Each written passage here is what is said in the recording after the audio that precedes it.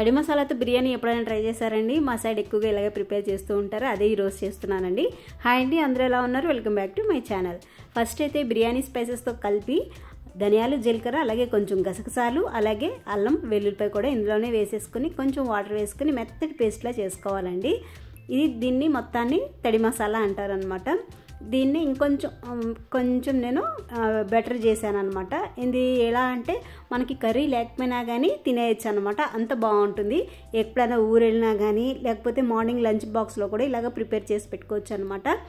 మన మసాలా తడి మసాలా ఉంది కదండి, అది స్టోర్ కూడా ఉంటుందండి. ఫ్రిడ్జ్లో పెట్టుకుంటే 1 వీక్ వరకు నిల్వ కూడా ఉంటుందన్నమాట. ఫస్ట్ అయితే స్టవ్ వెలిగించి కుక్కర్లో చేస్తున్నాను కాబట్టి నేను కుక్కర్ పెట్టుకున్నానండి. దాంట్లో 2 స్పూన్లు ఆయిల్, అలాగే 1 స్పూన్ నెయ్యి వేసుకున్నానండి. నెయ్యి వేసుకోవడం వల్ల ఏంటంటే కొంచెం ఫ్లేవర్ చాలా బాగుంటుంది అనమాట, కొంచెం కమ్మగా వస్తుంది అనమాట. నెయ్యి లేకపోతే నూనె వేసేసుకోవచ్చండి. మొత్తం 3 స్పూన్స్. మీరు ఎంత యూజ్ చేస్తారో ఆయిల్ దాన్ని బట్టి వేసుకోండి. వెజిటేబుల్స్ అయితే మీకు ఏవి ఉంటే అవి వేసేసుకోవచ్చు అనమాట. మీరు ఏవి తినగలిగితే అవి వేసుకోండి వెజిటేబుల్స్. దీంట్లో కార్న్ కూడా వేసుకోవచ్చండి, అలాగే ఆలు వేసుకోవచ్చు. నేనైతే ఎక్కువ వెజిటేబుల్స్ వేయట్లేదండి. నేను దీన్ని కర్రీ లేకుండా ట్రై చేస్తున్నానండి. అందుకోసమని నేను ఓన్లీ క్యారెట్, ఉల్లిపాయ, పచ్చిమిరపకాయ ఒకటే వేస్తున్నాను అనమాట. చూడండి, అంత మెత్తగా పేస్ట్ అవ్వాలన్నమాట. మరి బరగ్గా అయితే మనకి నోటికి తగులుతూ ఉంటాయి, బాగోవు అనమాట అండి.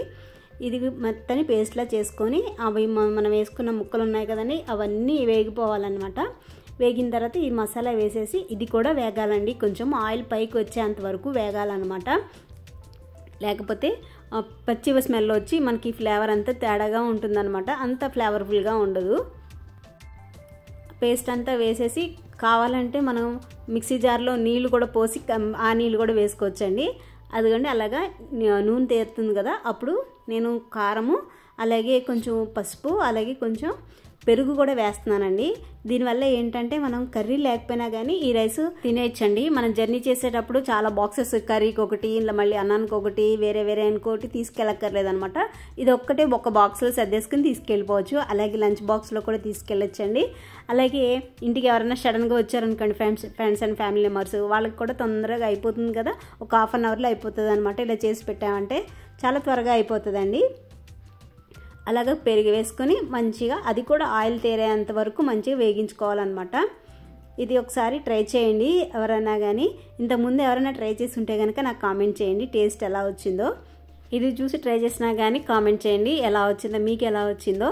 అలాగే ఈ ప్రాసెస్ మీకు నచ్చిందా లేదో కూడా కామెంట్ చేయండి. అంటే అందరికీ అన్ని ఫ్లేవర్స్, అన్ని ప్రాసెస్ నచ్చవు కదండి. కొంతమందికి ఫ్రైడ్ రైస్లు ఇష్టము, కొంతమందికి దమ్ బిర్యానీలు ఇష్టం, అలా ఉంటుంది కదా, అందుకని అడుగుతున్నాను అనమాట. అలాగే మనకి దీంట్లో కొత్తిమీర, పుదీనా కంటే కరివేపాకు, కొత్తిమీర వేసుకోండి, చాలా బాగుంటుందండి ఫ్లేవరు. మనం కారం వేస్తున్నాం కదండి, అందుకని కారానికి అలాగే కొత్తిమీరకి మంచి కాంబినేషన్ అనమాట అండి. దీనికి కరివేపాకు బాగా పనిచేస్తుంది అనమాట. ఫ్లేవర్ బాగా వస్తుంది అనమాట, మంచి ఫ్లేవర్ వస్తుంది కరివేపాకు. ఇంకా ఈ టైంలోనే మనము ఉప్పు చూసుకోవాలండి. ఉప్పు చూసుకొని అంత ఫ్లేవర్ మొత్తం అంతా సరిపోయిందా, ఉప్పు కారం అన్నీ సరిపోయినాయా లేదా చూసుకుని దీంట్లో 1కి 2 గ్లాసులు పోసుకున్నానండి. అలాగే నేను ఇందులో పన్నీర్ వేస్తున్నానండి. నేను వేరే కర్రీ చేయట్లేదని చెప్పాను కదండి, అందుకని దీంట్లోనే నేను పన్నీర్ కూడా వేసేస్తున్నాను అనమాట. ఆ పన్నీర్ కూడా అలాగే వేయించుకున్న తర్వాత కొంచెం సాఫ్ట్ అయిపోయిన తర్వాత బియ్యం, ఇవి సోనా మసూరేనండి. నేను ఇది వండిన తర్వాత ఏంటంటే బాస్మతి రైస్తో చేస్తే బాగుండేది అన్నట్టు అనిపించింది అనమాట. ఫ్లేవర్ అయితే చాలా బాగుంది కానీ రైస్ బాగాలేదండి. కొంచెము లైట్గా బంక ఉన్నట్టు ఉన్నారంట, అంటే కొత్త రైస్ అనుకుంటా. కొంచెం బంకగా ఉంది. మరి అంత బిర్యానీ రైస్ ఎలా ఉంటుందంటే పొడిలా ఆడుతూ వస్తుంది కదా, అలా రాలేదనమాట. కొంచెం చాలా జిగురుగా ఉన్నట్టు అనిపించింది. అరే బాస్మతి రైస్ ఉన్నాయండి, దాంతోనే చేసేయాల్సింది అని అనుకున్నాను అనమాట. అంటే ఇవి తెచ్చారండి, ఎలా ఉన్నాయో చూద్దామని చేశాను అనమాట. టేస్ట్ అయితే చాలా బాగుంది కానీ రైసే బాగోలేదు. అదిగోండి, ఇంకా ఇది సండే నిన్న చేశానండి. సండే అయితే బిర్యానీ కంపల్సరీ ఉండాలండి మా ఇంట్లో. మా ఇద్దరికి లేకపోయినా కానీ మా పాపకైతే కంపల్సరీ ఉండాలన్నమాట. బిర్యానీ చేస్తావా అని అడుగుతూ ఉంటుంది. ఎప్పటికప్పుడు ఫ్రైడ్ రైస్ చేస్తూనే ఉంటాను, అయినా సరే బిర్యానీ చేసావా అని అడుగుతూ ఉంటుంది సండే వచ్చిందంటే.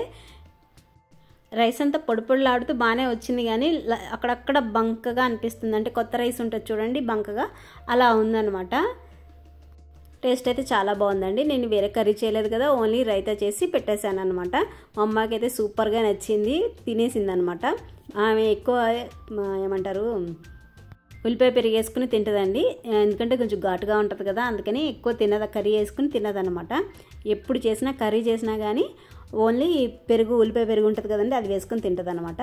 ఇంకా ఈవినింగ్ సీతాఫల పళ్ళు 4 కిలోలు తీసుకొచ్చామండి. ఇప్పుడు కొత్తగా వస్తున్నాయి కదా, అవి 4 కిలోలు తీసుకొస్తే 4 కాయలు పనిచేసినాయి అనమాట. మిగతా అన్ని పురుగులు ఇంతంత లావు పురుగులు వచ్చినాయండి. ఆ పళ్ళు ఎంత లావుగా ఉన్నాయో ఆ పురుగులు కూడా అంతంత లావే ఉన్నాయన్నమాట. ఇంకా వాటిలోంచి 4 కాయలు బాగుంటే అవి తీసి జ్యూస్ చేశానండి. అంటే అవి కొంచెం పాలు, సీతాఫలాల మొత్తం అంతా గింజలు తీసి మొత్తం గుజ్జు అంతా తీసానమాట. తీసి దాంట్లో జీడిపప్పు, కొంచెం ఇది మిల్క్ మేడ్ ఉంటుంది కదండి, అది వేసాను అనమాట. ఎందుకంటే సీతాఫలం స్వీట్గానే ఉంటుంది, ఇంక అందుకని వేరే స్వీట్ వేయలేదు. ఈ మిల్క్ మేడ్, కొంచెం జీడిపప్పు, పాలు వేసాను అనమాట. టేస్ట్ అయితే చాలా బాగుందండి, చాలా చిక్కగా కూడా వచ్చిందనమాట. సూపర్గా ఉంది టేస్ట్. ఎవరన్నా ట్రై చేయాలనుకుని ట్రై చేయండి. చిన్నపిల్లలు కూడా ఇష్టంగా తాగుతారనమాట. దాన్నే కొంచెం ఐస్ ట్రేలో వేసామంటే ఐస్ లాగా కూడా అయిపోతుందండి. నేను అలా కూడా ట్రై చేశాను, అది కూడా బాగుంది. ఇంకా ఈవినింగ్ కొంచెమే ఉందండి బిర్యానీ, అందుకని నిన్న పొంగనాలు వేసాను కదండి, ఆ పిండి ఉందన్నమాట. ఆ పిండిని ఇంకా కొంచెం ఆ బిర్యానీ కొంచెం పొంగనాలు వేసుకుని తినేద్దామని చెప్పేసి పొంగనాలు వేస్తున్నాను అనమాట. వేసేసుకున్నామండి. తనే వేసుకుంటుందంట.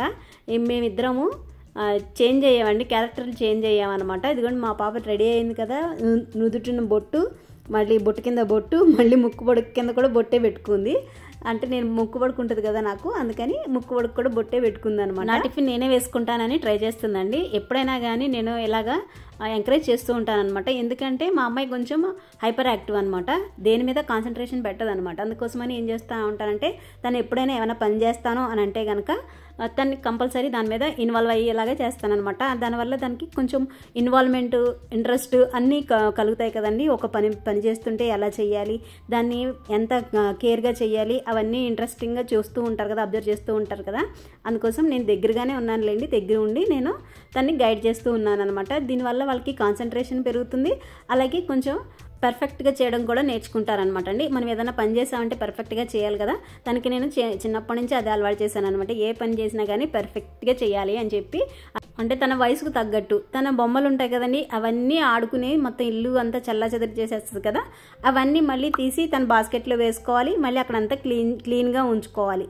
అంటే తన వయసుకు తగ్గట్టు అలా. ఫస్ట్ అయితే చిన్నప్పుడైతే తన సామాను అన్నీ చల్లాచెదరు చేసేదండి, మళ్ళీ తన అన్నీ తీసుకెళ్ళి బాస్కెట్లో వేసుకునేది, అంతవరకే. ఇప్పుడు కొంచెం పెద్దగా అయింది కదండి, అందుకని చల్లాచెదరు చేసినవన్నీ తన బ్యాగ్లో వేసేసుకుంటుంది. అలాగే కింద మొత్తం అంతా వాటర్ కానీ ఇంకా డస్ట్ కానీ ఉంటుంది కదా, అదంతా చీపురుతో స్వైప్ చేసేస్తుంది అనమాట.